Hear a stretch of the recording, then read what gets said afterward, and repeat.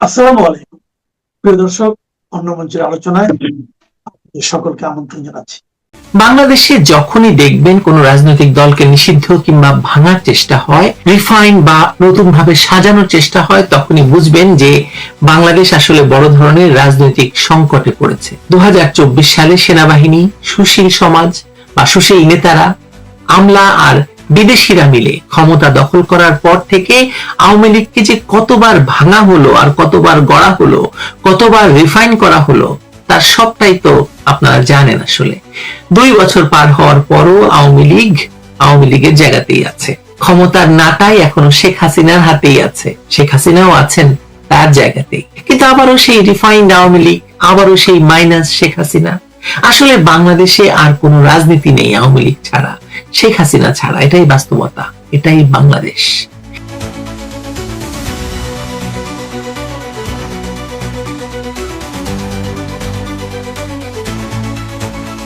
দেশের একটি ট্যাবলয়েড দৈনিক 2 দিন পর পর দেশের ডিপ স্টেটের পক্ষ থেকে আওয়ামী লীগ সম্পর্কে উত্তেজনাপূর্ণ একটি রিপোর্ট করে, আর তারপর তা নিয়ে কিছুদিন আলোচনা হয়। এই প্রবণতায় নতুন সংযোজন ঘটেছে। শেখ হাসিনাকে নাকি আমেরিকা চায় না, আর ভারত শেখ হাসিনাকে নাকি কাতার যাওয়ার প্রস্তাব সহ রিফাইন্ড আওয়ামী লীগের প্রস্তাব দিয়েছে। আমেরিকা শেখ হাসিনাকে চায় না, এটা সত্য হলেও হতে পারে, কিন্তু ভারত শেখ হাসিনাকে কাতার যাওয়া সহ আওয়ামী লীগ ছাড়ার প্রস্তাব দিয়েছে। এটা একমাত্র পাগল হলে আপনি বিশ্বাস করবেন, বাকিটা আপনার মর্জি। প্রিয় দর্শক, এই যে রিফাইন বা পরিশুদ্ধকরণের নামে একটা ধোঁয়াশা তৈরি করা হচ্ছে, এর পেছনে রাজনীতিটা আমাদের একটু বুঝতে হলে আমাদের একটু পেছনে তাকাতে হবে। আপনি যদি বাংলাদেশের রাজনৈতিক দল হিসেবে একটি দলকেও স্বীকৃতি দিতে চান, তবে সবার আগে আপনাকে আওয়ামী লীগের নাম নিতে হবে। এটা কেবল এই কারণে নয় যে আওয়ামী লীগ দেশের সবচেয়ে পুরনো গণতান্ত্রিক কিংবা মহান স্বাধীনতা যুদ্ধের নেতৃত্ব দানকারী দল, বরং আওয়ামী লীগই একমাত্র রাজনৈতিক দল যে দলটি বাংলাদেশের জন্মের পূর্ব থেকেই একটি নিয়মতান্ত্রিক এবং গণতান্ত্রিক রাজনীতি বা নীতিতে চলে। বঙ্গবন্ধু শেখ মুজিবুর রহমান, যিনি এই স্বাধীন ভূখণ্ডের স্থপতি, তার হাতে গড়া এই দলটির শেকড় বাংলার মাটির অনেক গভীরে পতিত। কিন্তু আমাদের দুর্ভাগ্য, এই দেশে যখনই কোনো অসাংবিধানিক শক্তি বা অবৈধভাবে ক্ষমতা দখলকারীরা মসনদে বসেছে, তারা ক্ষমতা দখল করেই প্রথম এবং সবচেয়ে বড় আঘাতটি হেনেছে মুক্তিযুদ্ধের পক্ষের শক্তি আওয়ামী লীগের উপর। ইতিহাস ঘাটলে আপনি দেখতে পাবেন 1975 সালে বঙ্গবন্ধুকে সপরিবারে নির্মমভাবে হত্যা করে এই আওয়ামী লীগকে চিরতরে নিশ্চিহ্ন করার চেষ্টা হয়েছিল, আর তারই ধারাবাহিকতায় কিংস পার্টি গঠিত হয়েছিল বিএনপি। আর সেই ষড়যন্ত্রের ধারাবাহিকতার সর্বশেষ নগ্ন রূপ আমরা দেখছি 2024 সালের পট পরিবর্তনের পর। অবৈধ ইউনূস শাসন অধ্যাদেশ জারি করে আওয়ামী লীগের কার্যক্রম নিষিদ্ধ করার যে বীজ বপন করেছিল, সেই ইউনূস সরকারেরই বর্ধিত সংস্করণ তারেক রহমানের সরকার এখন সংসদে আইন পাশ করে আওয়ামী লীগের কার্যক্রম নিষিদ্ধের অধ্যাদেশকে চূড়ান্তভাবে বলবৎ রেখেছে।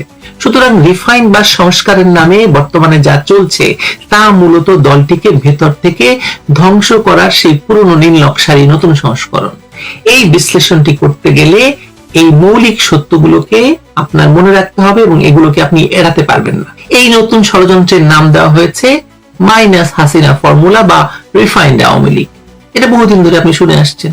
এই রিফাইন্ড আওয়ামী লীগের কথাটি প্রথম জনসমক্ষে আনেন হাসনাত আব্দুল্লাহ। হাসনাত আব্দুল্লাহকে ডক্টর ইউনূসের সেই লালু ভুলু কালুদের একজন, যাদেরকে ডাক দিয়ে লেলিয়ে দিয়ে তিনি আওয়ামী লীগকে নিষিদ্ধ করিয়েছিলেন। সেনাপ্রধান ওয়াকারুজ্জামানের সাথে সেনা সদরের গিয়ে দেখা করে তার বক্তব্যের সূত্র ধরে হাসনাত আব্দুল্লাহ বলেছিলেন, তাকে নাকি প্রস্তাব করেছেন সেনাপ্রধান যে রিফাইন্ড আওয়ামী লীগ করা হবে। কথা হয়তো সত্য, কারণ এটি মূলত যুক্তরাষ্ট্রের একটি দীর্ঘমেয়াদী প্রজেক্ট, আমরা জানি। আর আমেরিকা যদি এই সরকারকে বসিয়ে থাকে, আমেরিকা যদি আর্মিকে দিয়ে শেখ হাসিনার সরকারকে ফেলে দিয়ে থাকে, তাহলে ওয়াকারুজ্জামান নিঃসন্দেহে হাসনাত আব্দুল্লাহকে হয়তো বলে থাকতে পারেন রিফাইন্ড আওয়ামী লীগের কথা। আমেরিকার মূল শর্ত হলো শেখ হাসিনা, তার পরিবারের সদস্য এবং ঘনিষ্ঠরা দলের সভাপতি বা শীর্ষ কোনো পদে থাকতে পারবেন না। তাদের চাওয়া এমন একটি পুতুল বিরোধী দল যারা ভবিষ্যতে সরকার বা মার্কিন ভূ রাজনৈতিক নীতির কোনো চরম বিরোধিতায় জড়াবে না। এই প্রক্রিয়ার অংশ হিসেবেই দলের নেতা সাবের হোসেন চৌধুরী এবং সাবেক স্পিকার শিরিন শারমিন চৌধুরীর নাম সামনে আনা হয় বারবার। একাধিক মামলায় গ্রেপ্তার হওয়ার পরও অত্যন্ত দ্রুততার সঙ্গে তাদের জামিন এবং কারামুক্তির ঘটনা এই গুঞ্জনকে আরো শক্তিশালী করে থাকবে। তবে দলের ভেতরের বাস্তবতা হলো আমেরিকার পছন্দের তালিকায় থাকা এই নেতারাও খুব ভালো করে বুঝতে পারছেন যে শেখ হাসিনা এবং বঙ্গবন্ধু পরিবারকে ছাড়া আওয়ামী লীগের মতো একটি বিশাল বটবৃক্ষ পরিচালনা করা প্রায় অসম্ভব। তাই তারাও যুক্তরাষ্ট্রের এই প্রস্তাবে চূড়ান্ত সায় দিতে পারছেন না। দলে নানা মত থাকতে পারে, কিন্তু শেখ হাসিনার নেতৃত্বের প্রশ্নে সবাই এখনো ঐক্যবদ্ধ, এটা আমি দায়িত্ব নিয়ে বলতে পারি। আমি অন্তত পক্ষে 50 জন নেতার সাথে কথা বলেছি। অন্যদিকে ভূ রাজনীতির আরেক গুরুত্বপূর্ণ খেলোয়াড় ভারতের অবস্থান নিয়েও চলছে নানা জল্পনা কল্পনা। শেখ হাসিনার কাতার যাওয়া সহ সব ধরনের প্রস্তাবই নাকচ করে দিয়েছেন বলে যে খবর ছড়ানো হচ্ছে, তার পেছনের সত্যতা নিয়ে প্রশ্ন তোলার অবকাশ থাকলেও ঘটনা প্রবাহ হয়তো বলছে ভারত সরকার দৃশ্যত এখন একটি ভিন্ন সমীকরণে হাঁটছে। এই সমীকরণ আমাদের দেশের কিছু সাংবাদিকের মনের মধ্যে বানানো, এটা প্রকৃত সমীকরণ নয়। নির্বাচনের আগে শান্তিপূর্ণ নির্বাচনের অনুষ্ঠানের পক্ষে মত দিলেও তথাকথিত গণ অভ্যুত্থানের পর ভারত অনেকটাই নাকি গুটিয়ে গেছে। ঢাকা দিল্লির সাম্প্রতিক দ্বিপক্ষীয় আনুষ্ঠানিক আলোচনায় শেখ হাসিনার প্রসঙ্গ বা আওয়ামী লীগের পুনর্গঠন নিয়ে কোনো কথা না হওয়া, এমনকি আওয়ামী লীগ নিষিদ্ধের বিল পাশের দিন বর্তমান সরকারের প্রতিনিধি দিল্লি সফর প্রমাণ করছে যে সরকার ভারতকে বার্তা দিতে চাইছে আওয়ামী লীগের প্রতি তারা কোনো নমনীয়তা দেখাবে না, অথচ ভারতের সঙ্গে সুসম্পর্ক বজায় রাখবে। এমনতর অবস্থায় কূটনৈতিক মহলে গুঞ্জন হচ্ছে যে ভারতের এই আপাত নির্লিপ্ততায় শেখ হাসিনা নাকি হতাশ। একথা শেখ হাসিনা তাদেরকে কানে কানে বলেছেন, আমার তথ্য সেটা বলে না। যাই হোক, কিন্তু তিনি তার সিদ্ধান্তে অনড়। তিনি কোনো অবস্থাতেই ভারত ছাড়তে চান না এবং কাতার গিয়ে নেতৃত্ব ছাড়ার তো প্রশ্নই ওঠে না। ওদিকে তৃণমূলের বাস্তবতার দিকে যদি তাকাই তাহলে দেখতে পাই যে সরকার বিদায় নেওয়ার পর দলের দৃশ্যমান অস্তিত্ব হয়তো অনেক জায়গায় নেই। নেতাকর্মীরা হয় ভারতে নতুবা আত্মগোপনে আছেন। দলের ভেতরে শেখ হাসিনার বিকল্প কেউ ভাবতে পারছেন না। শেখ হাসিনার পুত্র সজীব ওয়াজেদ জয় বিদেশি গণমাধ্যমে তার মায়ের রাজনীতিতে না ফেরার যে ইঙ্গিত দিয়েছিলেন, মাঠ পর্যায়ে তার কোনো প্রতিফলন তো নাই। মাঠ পর্যায়ের মানুষ সেটি প্রায় অগ্রাহ্য করেছে। এমনকি শেখ পরিবারের অন্য কেউ দলের নেতৃত্বে আসারও কোনো সবুজ সংকেত মেলেনি বা জানা যায়নি। সবাই শেখ হাসিনাতে আস্থা রাখছেন। এই অচলা অবস্থার সুযোগ নিয়ে একটি পক্ষ অত্যন্ত সুপরিকল্পিতভাবে দলের কিছু পরিচিত নেতা নেত্রীকে সামনে রেখে এই নব্য আওয়ামী লীগকে বাজারে আনার চেষ্টা করছে। তারা কারা?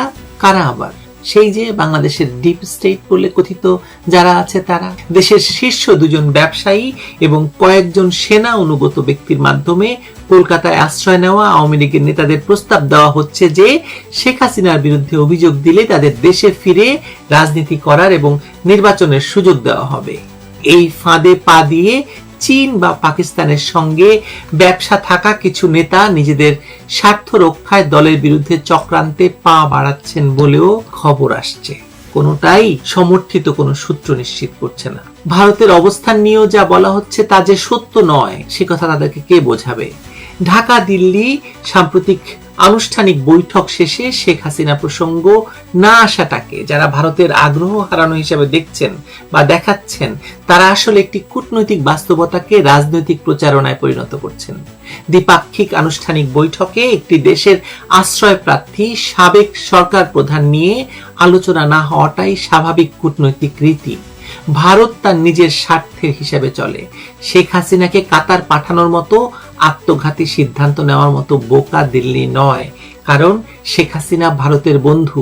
শেখ হাসিনা সত্যিকার অর্থে ভারতকে যে বিপদ থেকে রক্ষা করেছে, বাংলাদেশ কেন্দ্রিক যে বিশাল ভারত বিরোধী চক্র কার্যকর ছিল গত 17 বছর, তাদেরকে নিশ্চিহ্ন করে দিয়েছিল শেখ হাসিনা। এরকম একজন বন্ধুকে ভারত সরকার চাইলেই তাদের দেশ থেকে বিতাড়িত করবে, এটা সম্ভব নয়। ভারতে রাজনীতি বা রাজনৈতিক মহল এটা হতে দেবে না। এবং আওয়ামী লীগের বর্তমান নেতৃত্ব এই অপচেষ্টাকে স্রেফ প্রতারণা এবং দলকে ধ্বংস করার চক্রান্ত হিসেবেই দেখছে। একথা আমি দায়িত্ব নিয়ে বলছি এই কারণে যে আমি অন্তত পক্ষে 30 থেকে 40 জন আওয়ামী লীগ নেতৃত্বের সাথে কথা বলেছি, তৃণমূলের সঙ্গে কথা বলেছি।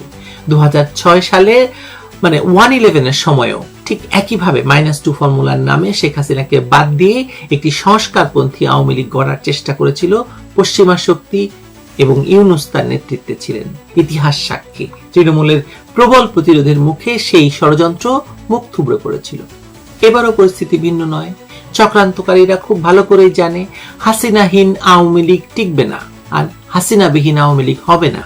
তাদের আসল লক্ষ্য দলকে পরিশুদ্ধ করা নয়, বরং 1972 সালের সংবিধানের 4 মূলনীতি এবং বাঙালি জাতীয়তাবাদে বিশ্বাসী এই রাজনৈতিক শক্তিকে পঙ্গু করে দেওয়া।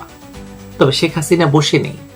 শেখ হাসিনা প্রায়ই একটি কথা বলেন, আমি কি ঘুমাচ্ছি?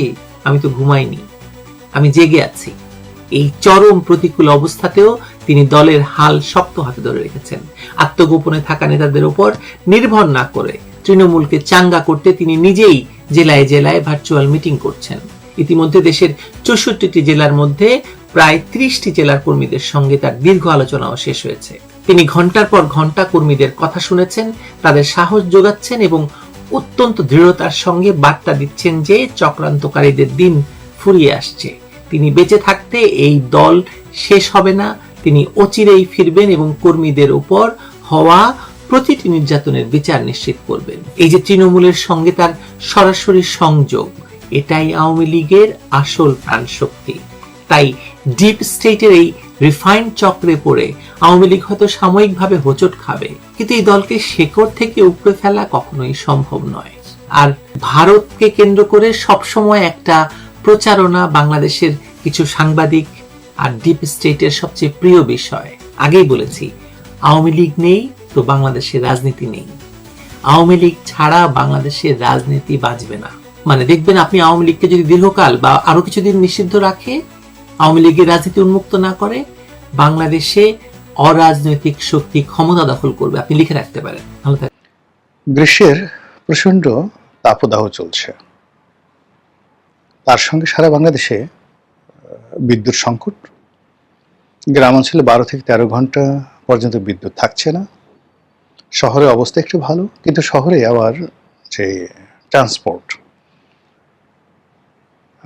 গণপরিবহন, আজকের যে ভিডিওটি আমি করছি, আজকের দিনের শীর্ষ খবর, পত্রপত্রিকার শীর্ষ খবর, মহানগরীতে 20% গণপরিবহন তারা গাড়ি চালাতে পারছে না ডিজেলের অভাবে।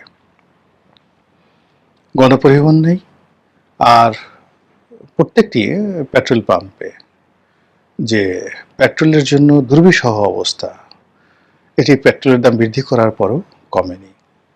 অধিকন্ত যারা গাড়ি ব্যবহার করি তাদের একটা বিরাট অংশ, এটি 20%, অর্থাৎ গণপরিবহনে যেখানে তথ্য দিয়ে বলছে 20%, কিন্তু ব্যক্তিগত গাড়ির যারা মালিক, তারা, আমার কাছে মনে হচ্ছে তাদের যে মুভমেন্ট অ্যাটলিস্ট 50% কমিয়ে দেওয়া হয়েছে, অর্ধেক কমিয়ে দেওয়া হয়েছে। নেহায়েত প্রয়োজন না হলে কেউ গাড়ি নিয়ে বের হচ্ছেন না বা ঘর থেকে বের হচ্ছেন না। অনেকের একাধিক গাড়ি থাকা সত্ত্বেও তারা প্রয়োজন হলে উবারে যাচ্ছে, পাবলিক ট্রান্সপোর্টে যাচ্ছেন, আর অনেকে একেবারে গাড়িই বের করছেন না। ফলে প্রাইভেট গাড়ি যেগুলো আছে সেগুলোর মালিকরা অর্ধেক গাড়ি ব্যবহার করছেন বা বের হচ্ছে না। ফলে রাস্তাঘাটে বেশিরভাগ জায়গাতে ফাঁকা, আর কোথাও কোথাও দুর্বিষহ যানজট। যেখানে যেখানে পেট্রোল পাম্প রয়েছে তার আশেপাশকে কেন্দ্র করে যানজট। তো এরকম যখন প্রকৃতি, পরিবেশ এবং রাজনীতি অনেকটা যুদ্ধ নির্ভর হয়ে পড়েছে, ফুয়েল মানে জ্বালানি নির্ভর হয়ে পড়েছে, এবং এই জ্বালানি সংক্রান্ত সমস্যার কারণে আমাদের বাজার নিয়ন্ত্রিত হচ্ছে। বাজারে পণ্য সামগ্রীর সেই যে মূল্য হু হু করে বাড়ছে, রাজনীতির অনিশ্চয়তা দেখা দিয়েছে, এবং আমাদের সঙ্গে যে আন্তর্জাতিক কূটনীতি, অর্থনৈতিক কূটনীতি, IMF এর সঙ্গে, বিশ্ব ব্যাংকের সঙ্গে, জাইকার সঙ্গে, অন্যান্য বিদেশি ব্যাংকগুলোর সঙ্গে, সেটি বাধাগ্রস্ত হচ্ছে এবং আমাদের এই দুর্বলতা তারা সুযোগ নিচ্ছে। আমাদের সঙ্গে যে ডিপ্লোম্যাটিক রিলেশন রয়েছে অন্যান্য রাষ্ট্রগুলোর, সেখানে আমরা কোনো কুল কিনারা পাচ্ছি না, না ভারতের সাথে, না পাকিস্তানের সাথে, না চীনের সঙ্গে, কিংবা না আমেরিকার সঙ্গে। আমাদের মোল্লারদুর মসজিদ পর্যন্ত আমরা একজন রাষ্ট্রদূতের সঙ্গে দেখা করে, বা রাষ্ট্রদূত আমাদের সঙ্গে দেখা করেছে, এটার মধ্যে আমাদের যে কুয়াতুল বাঙালি, কুয়াতুল বাঙাল, বাঙালির যে শক্তিমত্তা আমরা এটা প্রদর্শন করতে চাচ্ছি। আর জনগণের মধ্যে বিভ্রান্তি সৃষ্টি করার জন্য নানা রকম যাকে বলে ভাওতাবাজি আমরা করছি, রাজনীতিবিদরা বেশি করছি। এই যখন অবস্থা, তখন হঠাৎ করে রাজপথ উত্তপ্ত হয়ে গেল। চট্টগ্রামে জামাতের যে ছাত্র সংগঠন শিবিরের সঙ্গে ছাত্র দলের যে মারামারি চট্টগ্রাম সিটি কলেজে, সেই মারামারিটা শুরু হলো ছাত্রদল তারা শিবিরকে গুপ্ত বলে গালি দিয়েছে। গুপ্ত, তোরা একটা গোপন সংগঠন। তো আসলে আমাদের দেশে গুপ্ত সংগঠনটা এটা একটা সময় মর্যাদার ছিল। যারা আন্ডারওয়ার্ল্ডের থেকে রাজনীতি করতেন, যেমন নকশাল রাজনীতি করতেন, বাম ধারার অনেকগুলো সংগঠন ছিল যাদের বিরুদ্ধে হুলিয়া জারি করা হতো, এবং যার বিরুদ্ধে যত হুলিয়া ছিল তাকে তত মর্যাদাবান সম্মানিত রাজনীতিবিদ মনে করা হতো। যেমন মাস্টারদা সূর্য সেন, তার বিরুদ্ধে হুলিয়া ছিল। পশ্চিমবঙ্গের কিংবদন্তি রাজনীতিবিদ জ্যোতি বসু, তার বিরুদ্ধে হুলিয়া ছিল। এমনকি বঙ্গবন্ধুর বিরুদ্ধেও হুলিয়া জারি করা হয়েছিল। তো এই যে আমি আবার তথ্যটা বঙ্গবন্ধুর বিরুদ্ধে হুলিয়া ছিল কিনা আমাকে একটু চেক করে বলতে হবে, আমি বলে ফেলেছি যেন এটা নিয়ে আবার ট্রল না হয়। কিন্তু বাকি যে দুজনের কথা বললাম, এটা ইতিহাস প্রমাণিত, তাদের বিরুদ্ধে হুলিয়া ছিল, অর্থাৎ জ্যোতি বসু এবং মাস্টারদা সূর্য সেন। তো এটাকে যে সময় গর্বের বিষয় মনে করতো, জনগণের স্বার্থে তারা পরিবার পরিজন সবকিছু ছেড়ে দিয়ে বনে জঙ্গলে বাস করতেন এবং রাজনীতি করতেন। তখন গুপ্ত রাজনীতির সম্মান ছিল। কিন্তু এখন গুপ্ত রাজনীতিটাকে বলা হয় যারা বেঈমান, এরা মুনাফেক, এরা প্রতারক, এরা ভণ্ড, এই চরিত্র যাদের রয়েছে তাদেরকে গুপ্ত সংগঠন বলা হয়। এগুলো একটা। তো সেইভাবে শিবিরকে, জামাতকে এই গত 2 বছর ধরে বিএনপিও গালাগাল করছে গুপ্ত, তারপরে মিডিয়াগুলোতে গালাগাল করছে গুপ্ত, আর বিএনপি যারা শীর্ষ নেতৃত্ব তারা তো সরাসরি মানে ট্রল করছে যে এরা হলো গুপ্ত। এখন এটা আসলে জামাত কোনো অবস্থাতে মানতে পারছেন না। তারা গোপনে বিএনপির মধ্যে মিশে গেছেন, গোপনে তারা আওয়ামী লীগের সঙ্গে মিশে গেছেন এবং তারা সফলতা অর্জন করেছেন। এটিকে তারা একটা ভিক্টরি মনে করেন। এটিকে তারা কোনো অবস্থাতে এই গুপ্তর সঙ্গে মিলাতে চাচ্ছে না। তারা এটাকে একটা কৌশল মনে করছে যে এটা একটা রাজনীতির একটা কৌশল, এবং এই কৌশল সবাই অর্জন করে। এটাকে আপনি গুপ্তচর বৃত্তি বলতে পারেন বা অন্য যে কোনো জিনিস বলতে পারেন। সেটা তারা এটাকে একটা ডিকশনারিতে বাংলাদেশের একটা নিউ ডাইমেনশন অফ পলিটিক্স হিসাবে পরিচয় করতে চাচ্ছে, এবং তারা মনে করছে যে আমরা এই যে কৌশল অবলম্বন করেছি, এই কৌশলের কারণে আমরা বিজয়ী হয়েছি। শেখ হাসিনা রেজিমের শেষ হয়ে গেছে বা তাদের পতন হয়েছে, আর এই কারণে আমাদের কারণে আসলে বিএনপি ক্ষমতায় এসেছে, আমাদের কারণে এনসিপি তৈরি হয়েছে। পুরো we are the master plan, আমরা এই সব কিছু করেছি। আমরা ইউনুসকে এনেছি, আমরা আমেরিকাকে বাংলাদেশের ব্যাপারে ইনভলভ করেছি, আমরা ভারতকে নরম করেছি, আমরা চীনকে যা কিছু দেশি বিদেশি সব কিছু জামাত করেছে। এইরকম যখন তাদের একটা মনোভাব, তখন তারা ধরে নিয়েছিল ইনের জমানাতে যে তারাই ক্ষমতায় আসবে এবং এদেশে একটা ইসলামী এমিরেটস কায়েম হবে। কিন্তু পরবর্তীতে কিসে কি হয়ে গেল, হিসাব সব এলোমেলো হয়ে গেল। বিএনপি ক্ষমতায় এলো, তারেক রহমান সাহেব প্রধানমন্ত্রী হলেন, এটা জামাত তো আসলে মানতে পারছেন না। আর এই অবস্থাতে জামাতের মনে হলো যে আমাদের বাড়া ভাতে ছাই দেওয়া হয়েছে। ছাই দিয়েছে কে? বিএনপি দিয়েছে ছাই। তো যে বিএনপি তাদেরকে বাড়া ভাতে ছাই দিল, এখন সেই বিএনপি তাদেরকে গুপ্ত বলছে। এটা যতবার শুনছে ততবার তাদের মেজাজ গরম হচ্ছে, এবং এই মেজাজ গরম থেকে চট্টগ্রামের সিটি কলেজে মারাত্মক মারামারি হলো, সারাদিন মারামারি হলো। এবং এই মারামারির সময় যেটি হলো, কে বা কারা সেই শিবিরের এক কর্মীকে পিছন দিক থেকে চাপাতি বা রামদা দিয়ে কোপ দিয়ে তার পায়ের গোড়ালি কেটে ফেলা হলো। অতীতে জামাত শিবিরকে সবাই দায়ী করতো যে এরা রক কাটে, এবং রক কাটার একটা নিয়ম আছে, তারা কৌশল আছে, সে কৌশল করে তারা রক কাটে। কিন্তু এইভাবে একেবারে হাতের কবজি মানে একটা কোপ দিয়ে মানে বিচ্ছিন্ন করে ফেলা, পায়ের গোড়ালি বিচ্ছিন্ন করে ফেলা, এবং সেই ছবিগুলো বিভৎস দেশে আসছে। এটা দেখা যায় না। এই কাজগুলো চট্টগ্রামে রিসেন্টলি হলো এবং শিবির আক্রান্ত হলো, মানে শিবির এই কাজ করেনি, শিবিরের লোকে আক্রান্ত করেছে। কারা করেছে এখন এটা নিয়ে উত্তাল, এবং ওটা নিয়ে চট্টগ্রামে মারামারি হওয়ার সঙ্গে সঙ্গে আবার ঢাকাও উত্তপ্ত। ঢাকা বিশ্ববিদ্যালয় সেই উত্তপ্ত ছিল সারা রাত, নানা রকম ভাবে কথাবার্তা হচ্ছে এবং সবাই বলছে যে যেখানে যেখানে গুপ্ত দেখো সেখানে সেখানে থুথু মারো, থুথু মারো, এই ধরনের আওয়াজ তোলা হচ্ছে। আর এর অ্যাগেনস্টে, মানে বিপরীতে, জামাত এবং শিবিরে যারা লোকজন আছে তারাও অকথ্য ভাষায় একেবারে প্রধানমন্ত্রী থেকে শুরু করে বিএনপি যারা কর্তা ব্যক্তি তাদেরকে গালাগাল করছে। তারা বিভিন্ন স্লোগান দিচ্ছে, বিভিন্ন জায়গায় লেখালেখি করছে, এবং এই যে প্রকৃতির এই বিরূপ পরিবেশে রাজপথ যেভাবে ছাত্রদল এবং ছাত্র শিবিরের কর্মকাণ্ডের মাধ্যমে উত্তপ্ত হয়ে গেল, এটা যদি সরকার শক্ত হাতে দমন না করে, রাজনৈতিক দলগুলো নেগোসিয়েশন না করে, আইনশৃঙ্খলা রক্ষাকারী বাহিনী এখানে যদি ন্যায় বিচার প্রতিষ্ঠা না করে, তাহলে এই প্রকৃতির যে বিরূপ সময়, যখন এমনিতেই অন্তত 10টা সমস্যা, গুনে গুনে 10টা সমস্যা এমনভাবে বাড়ছে যা কিনা আমাদেরকে দুর্ভিক্ষের দিকে নিয়ে যাচ্ছে, যা কিনা আমাদের দারিদ্র্যের দিকে নিয়ে যাচ্ছে, যা কিনা আমাদের সামাজিক আনরেস্ট এর দিকে নিয়ে যাচ্ছে, অস্থিরতার দিকে নিয়ে যাচ্ছে, যা কিনা আমাদের রাষ্ট্রকে দেউলিয়াত্বের দিকে নিয়ে যাচ্ছে। এই সমস্যাগুলোর মধ্যে যদি আমরা ছোটখাটো বিষয়গুলো নিয়ে, গুপ্ত নিয়ে, সুপ্ত নিয়ে ঝগড়া করি, বিপদ করি, মারামারি করি, কাটাকাটি করি, এটা এই রাষ্ট্র বহন করতে পারবে না, এবং এই মুহূর্তে না। 2 নম্বর হলো যে জামাত এবং বিএনপির সাথে তো আসলে দীর্ঘদিনের বন্ধুত্ব ছিল। এখনো পর্যন্ত কিন্তু জনগণ বিশ্বাস করছে না যে এদের মধ্যে আসলে কোনো শত্রুতা আছে। তারা মনে করছে যে এদের মধ্যে একটা গোপনের সমঝোতা হয়েছে, একটা সমঝোতার ইলেকশন হয়েছে, সমঝোতার রাষ্ট্র হয়েছে, সমঝোতার সরকার হয়েছে, সমঝোতার পার্লামেন্ট হয়েছে, সমঝোতার বিরোধী দল হয়েছে, সমঝোতার সরকারি দল হয়েছে। আর জনগণ যেন এই কথাগুলো বলতে না পারে, গৃহপালিত বিরোধী দল বলতে না পারে, গৃহপালিত সরকারি দল বলতে না পারে, সমঝোতা সরকারি দল বলতে না পারে, আমেরিকার যাকে বলা হয় মদতপুষ্ট সরকার বলতে না পারে, ভারতের মদতপুষ্ট সরকার বলতে না পারে, ইউটিউবে যেন বিভিন্ন লোক গালাগালি করতে না পারে। এই জন্য সামথিং ইজ হ্যাপেনিং, কিছু কিছু ঘটনা ঘটছে, এ কথা মানুষ সন্দেহ করছে বা বলার চেষ্টা করছে।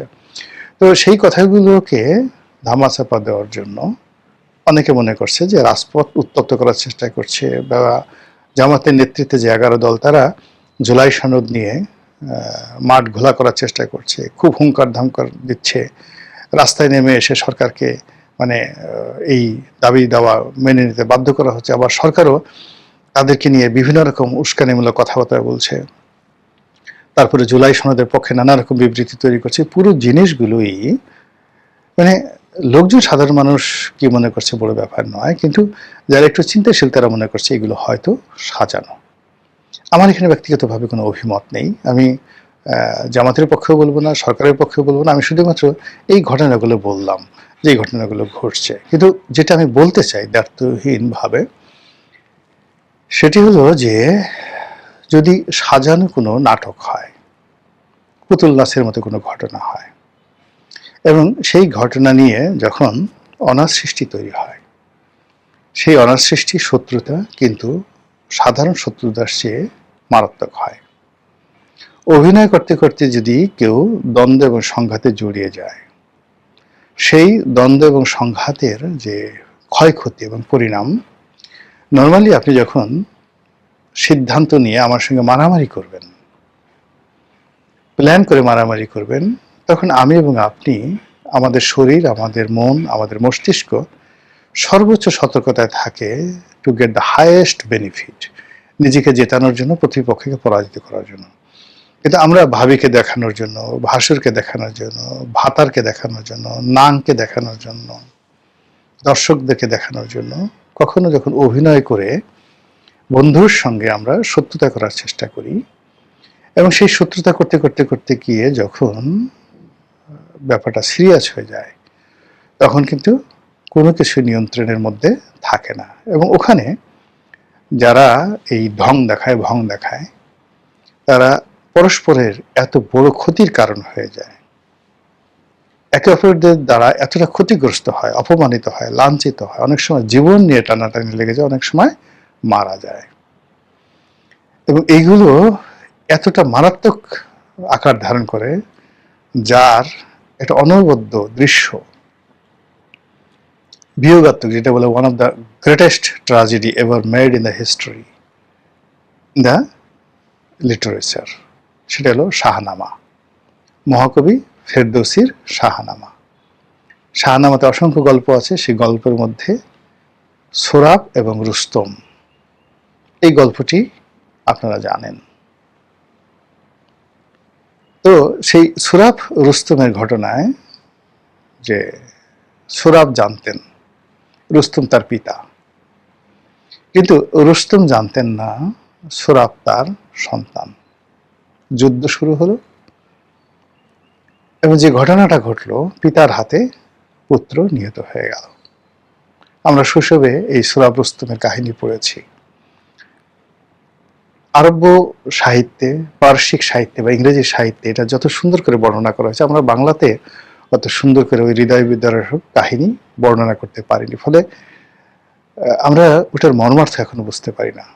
তো এরকম যখন রাজনীতিতে অভিনয় হয়, খেলাধুলা হয়, সাজানো নাটক হয়, সেই ক্ষেত্রে এরকম সোরাব এবং রুস্তমের মতো ঘটনা ঘটে এবং সেখানে পিতার হাতে পুত্র মারা যায়, পুত্রের হাতে পিতা মারা যায়।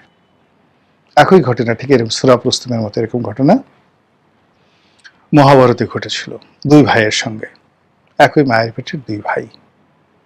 একজনের নাম অর্জুন, আর একজনের নাম কর্ণ। দুজনের মায়ের নাম হলো কুন্তি। রবীন্দ্রনাথের একটা বিখ্যাত কবিতা আছে, কর্ণ কুন্তি সংবাদ, পড়ে দেখবেন। অর্জুন জানতেন না কর্ণ তার ভাই, কিন্তু কর্ণকে জানিয়ে দেওয়া হয়েছিল, তার মা বলেছিল যে অর্জুন তোমার ভাই, তুমি বড় ভাই, অর্জুন তোমার ছোট ভাই। তো সেই দৃশ্যে কর্ণের যে মর্মান্তিক মৃত্যু,